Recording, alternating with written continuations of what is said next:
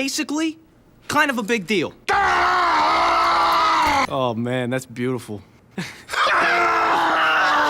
I hurt people. Boink! I'm a force of nature. Bonk! If you were from where I was from, you'd be fucking dead. Crossovers in all forms of media tend to be a good way to get separate communities together, joining forces to spread their hate over the thing they swear that they're a fan of, together, 5 feet apart, while holding hands. Can you beat Cyberpunk 2077 as the scout from Team Fortress 2? This idea was given to me by this comment here, and I won't lie, this kinda went off the rails a little bit.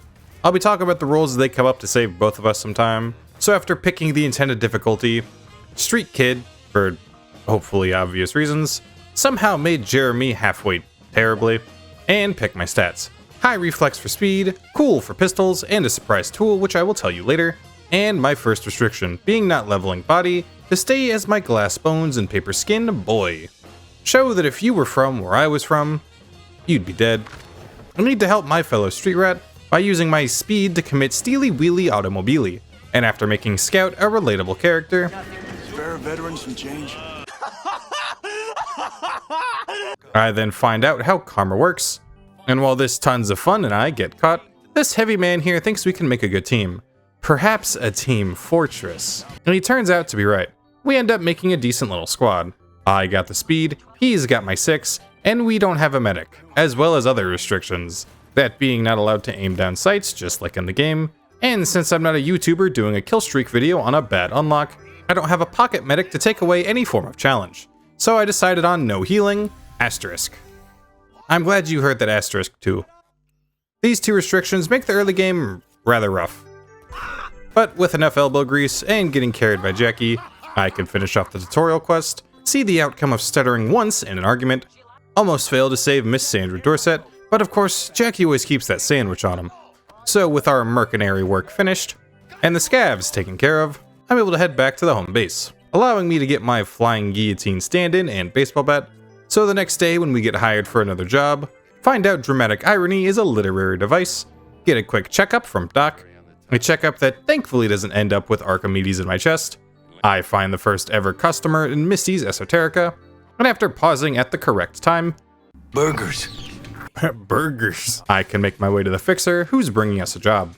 Basically, he needs a team to sneak into a fortress and grab the intelligence that should have the heavy update. And to get inside, we'll need the spider bot that doesn't have a spider number of legs, and talk to the nice lady who's going to be paying us. I enjoy my perfectly made game. I love it when this game gets patched. Oh my gosh, it's so much fun. I'm gonna look out the window now. And afterwards, inform Jackie, before doing a quick grind for money and levels. 1, for the fun of this combat. 2, to get something closer to the force of nature and look. And while the game doesn't like it as much as I do, dude, my game's doing good today. Today's gonna be a good day. 3, keep trying to get a closer look to Scout clothing-wise. And 4, so I can obtain the only healing I can have this run. 15 HP from letting a crit with the flying guillotine, which is as close to the candy cane as I can get.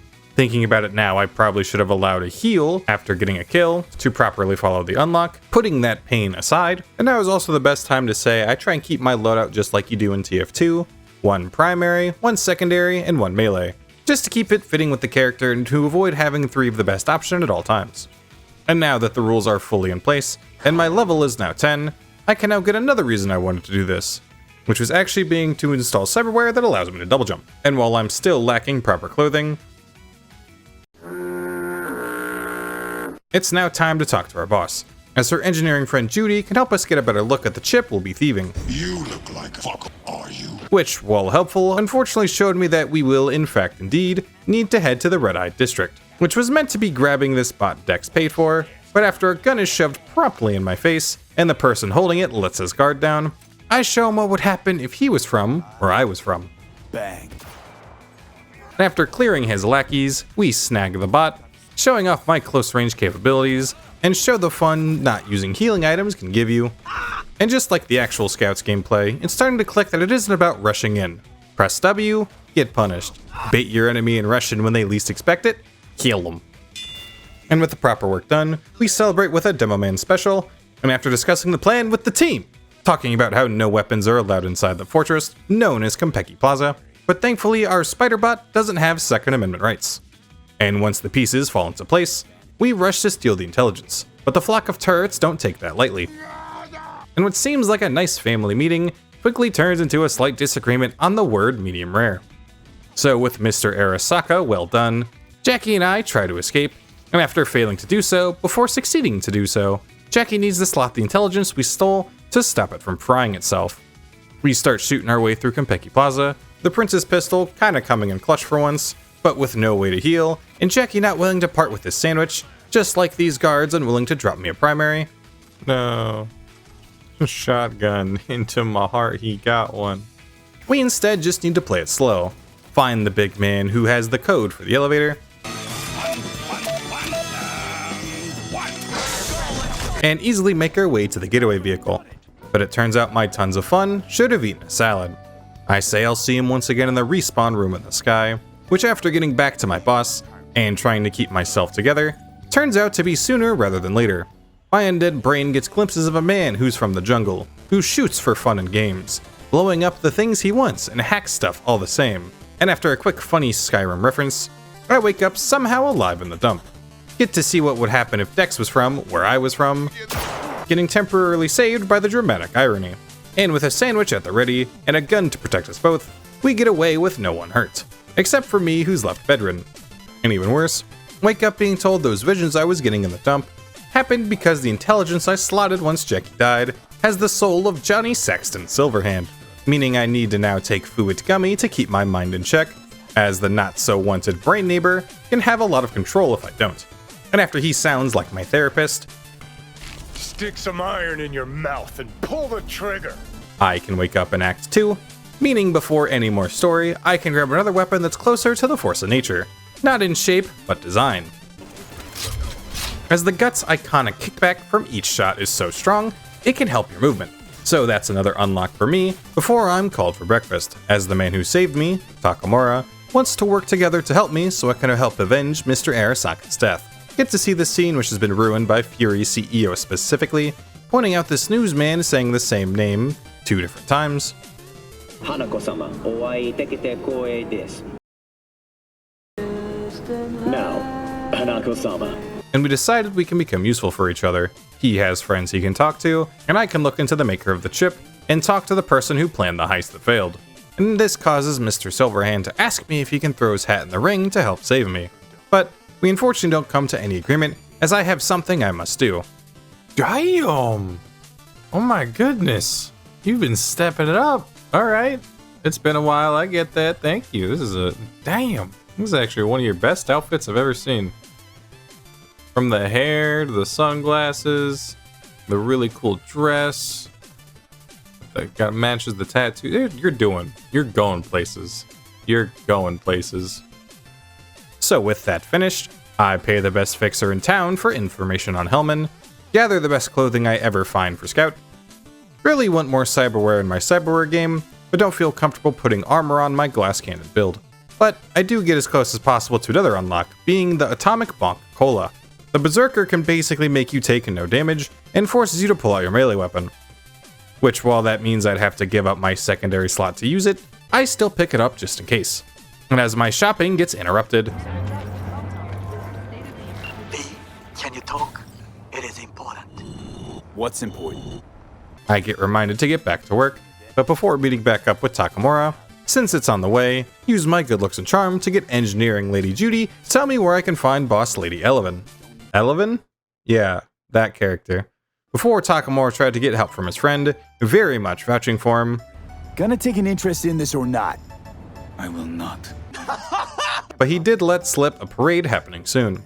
One where we might be able to get to Princess Arasaka so we can inform her of her brother murdering their father.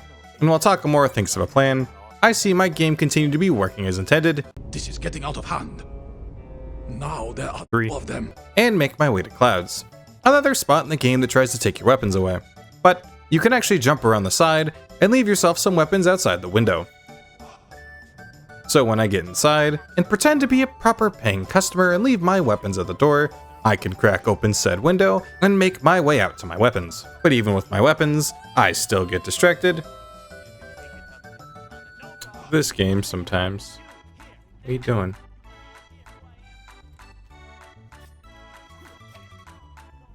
What? You okay? And with no need to sneak like the worst support class in the game, I can make my way to Woodman, and after showing I just wanted to talk to him before I kill him, I use his computer to find out Evelyn was sent to a Fingers named Ripper. All I need to do now is safely make it back out. So after finally being able to do so, reclaim my weapons, get a quick talking to on how Mr. Johnny can save me, before making my way to the Ripper, finding Judy here to help, as I get both of us inside, and do what I need to get the information all on my own, while Judy watches and then gets needlessly angry. Oh, I'm cool. Real fucking cool with the fact that Ev's probably already dead. Well, then why are we looking? If you're cool with it. Afterwards, thankfully, she starts her part of the help when I get the BD made by the people Fingers gave Ev to, and after she scrolls it, she gets to scout the location. While my namesake makes it sound like I should be looking at the location, I have info to pick up for my fixer, being told the best time and place to gather Hellman, and the only other merc in Night City who can help with that. But now Judy is done scouting, so I can start scouting. And it's kind of embarrassing to say I'm starting to get a little too comfortable with no healing and this weird mix of weapons. I also try to see if you can actually wait for Judy here, but for once, in a surprise twist everyone saw coming, I made her wait for once. I'm sorry I was late. But the scavs who took Evelyn are no issue to clear out, so we can save her with ease and keep her safe. Safe from my sneezes, fuck me. Needing to tell Johnny I'm the scout, not the spy, and after scrolling a bit more info given to us by a now awake Evelyn, and hear my favorite line once again, Nah, just find us that Juju Wirehead, okay? call my favorite fixer, Mr. Hands, to get me an audience with the Voodoo Boys, as they are the ones that wanted the chip that's turning my brain into rot. I've also gotten the best of perks I can for my weapons, and with nothing else to do, meet up with the merc who's also going to help me. Before she can help, I need to help her leave this not so high quality car behind and help her get her lost shipment as well as her car back, as her closest clanmates won't lift a finger since she left. And with my dumb and her ass in tow, we craft ourselves the drop on Pan Am's enemies, which goes as well as you'd think. A large amount of enemies makes it pretty tricky to get off my candy cane heal, so I take out the only needed kill to be able to steal the car and the shipment. And since Pan Am's ending makes the most sense for a team-centric character, I agree to help her with her thirst for murder and blood, using my abilities to rush down the snipers and kill the man who betrayed her, so I can make Pan Am Palmer into Pan Am Palmer with a smile. So we save our strength to handle my little issue. She tells me the plan, basically break into this power plant, turn the power to 24, so we can see the only thing funnier than 25. But her clan tried to help with the crashed AV, turning Pan Am with a smile into Pan Am with a vengeance. And while this isn't the first time no healing has thrown me off, this part specifically throws me off. Is rushing to turn the downed AV into the napping AV, taking the large burst of damage before healing and taking out the rest. But with my inability to heal, my usual strategy doesn't really work. So I just kinda do it backwards, dealing with the machines before rushing in and turning off the AV, which still costs a lot of my HP, but now Pan Am can come to my rescue, and I can throw a little stank on it. Hi. Which gets me the information where Hellman was taken by the devil. At least that's what he thinks when I wake him up, trying to talk him into giving me any information on the chip. And while it wasn't much, he does give me the blueprints and a talking to by Johnny about not trusting Arasaka. If I need your body, I'll fucking... Which kinda sinks in as I need to break into this Arasaka warehouse. A pretty simple task as I can basically just rush inside to find the float Princess Arasaka will be using, and hack it to make it mine before blasting my way back out. A second easy task, just in time as we now need to go through the parade. A task much easier with some homies in the VC. We could do Left 4 Dead, that's fine. Can I finish the parade mission first though? Yeah, Sure. that Are long you mission. recording a challenge run while we're No, I would never You do are. that. You better. This better. I wouldn't better either. see this fucking clip in the video. Man, now I want to put it as a clip in the video just because he said that specifically. Oh, I would never. Why are we doing runs while we're hanging out? Because I'll do you a were fucking playing run. Balatro, I beat a gold stakes. That's all I want to do today. So now I have to record. I mean, casually play Cyberpunk because I'm not doing a challenge run right now. Yeah. Okay, Me fine, either. I'll watch. Oh shit. How about you stream your Cyberpunk to me and I try to guess what your challenge run is. Cyberpunk, but you're only in an elevator. Oba. You guys hear? You want to hear the most brain rot sentence ever? Did you hear that Keanu Reeves got cast as the villain in the Weezer movie? Yeah, that's awesome, actually. Weezer's making a movie and Keanu Reeves is the villain. Are they gonna bring up the part where the main guy made a song about a 17-year-old? Are they gonna bring that up? That's my favorite part. Ooh. Yeah, it's a good song though. It is If a he really wasn't good. That's about the a problem. It 17-year-old. is my favorite song. You have a shotgun. Into my heart, you got one. I'm trying to think. You have a baseball bat too. You're Chainsaw Man No, what? with his baseball bat. His Does baseball. Chainsaw Man have a shotgun? Yes. Haven't you seen Chainsaw Man? No, I haven't. He has a shotgun. There's literally a chainsaw in this game, and he's not using it. There's Come a on. chainsaw in this game?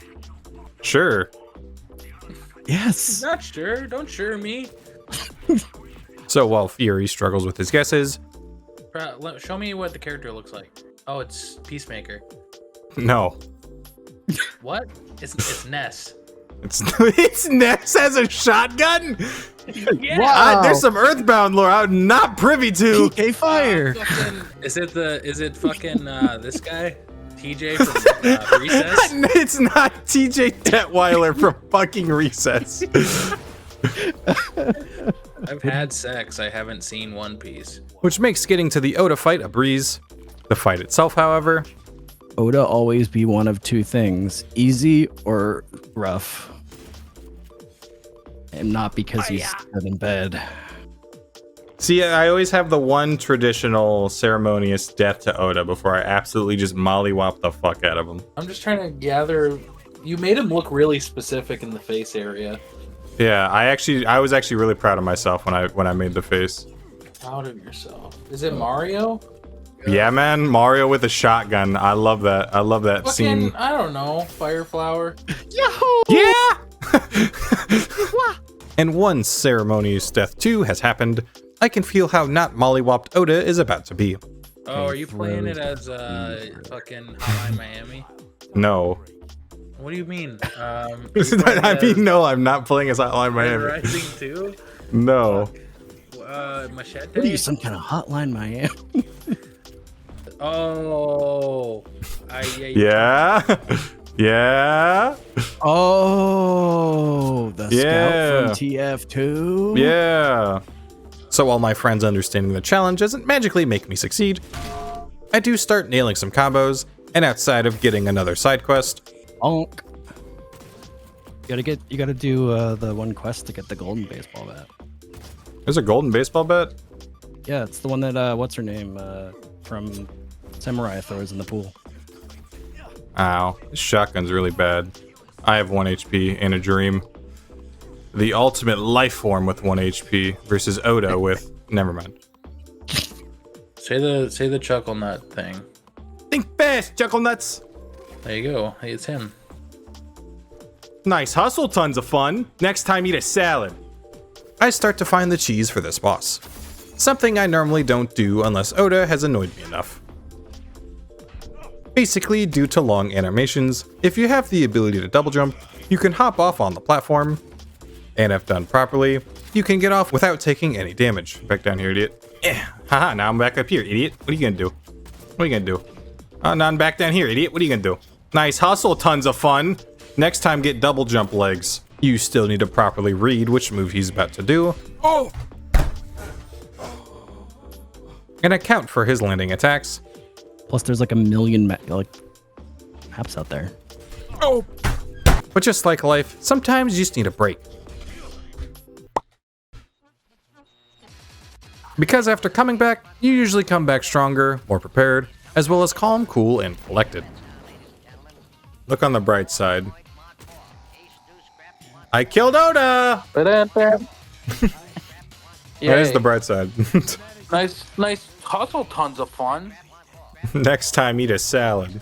Unfortunately, Takamura, or this big blue fish, didn't take my advice, as he causes problems, giving me all of about 60 seconds to convince Princess Arasaka to help us, before her SWAT team comes barreling in, needing to save Takamura's sorry ass, even if he can't save mine.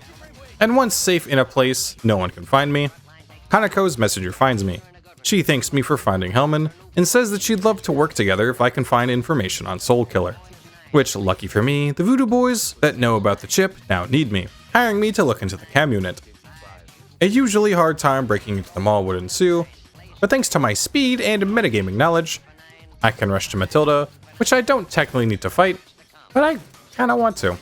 But not only for the pellets that I can project whilst behind her, and after getting punished for doing so, I do it again, but good this time.